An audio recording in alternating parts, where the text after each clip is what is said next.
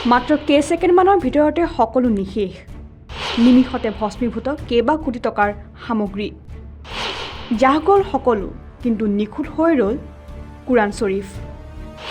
বছৰৰ অন্তিমটো দিনত বিলাসীপাৰাত বিধ্বংসী অগ্নিকাণ্ড নৱবৰ্ষৰ আদৰাৰ আনন্দ উৎসাহৰ মাজতে বছৰৰ শেষৰটো দিনত বিলাসীপাৰাত সংঘটিত হয় ভয়ংকৰ অগ্নিকাণ্ড পুৱাৰ ভাগতে বিলাসীপাৰা সমজিলা তিলাপাৰা বজাৰত সংঘটিত হয় এই ঘটনা অগ্নিকাণ্ডৰ ফলত ভস্মীভূত হয় কেইবাখনো ব্যৱসায়িক প্ৰতিষ্ঠান আৰু ক্ষতি হয় কেইবা কোটি টকাৰ সা সামগ্ৰী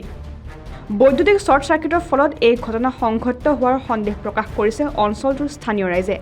কিন্তু তাৰ মাজতে আন এটা আচৰিত ঘটনাই হতভম্ব কৰি তুলিলে সকলোকে বিধ্বংসী জুই লেলিহান শিখাত বাদ নপৰিল এপদো সামগ্ৰী কিন্তু ক্ষতি নহল ইছলাম ধৰ্মাৱলম্বী লোকৰ পবিত্ৰ গ্ৰন্থ কুৰাণ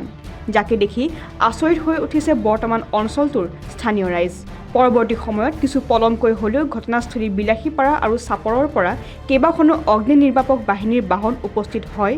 জুই নিৰ্বাপন কৰে ফলত জুইৰ শিখাৰ পৰা ৰক্ষা পৰে তিলাপাৰা বজাৰৰ আন কেইবাখনো দোকান বজাৰ বিলাসীপাৰাৰ পৰা আব্দুল মজিদৰ ৰিপৰ্ট কাৰেঞ্জন আছাম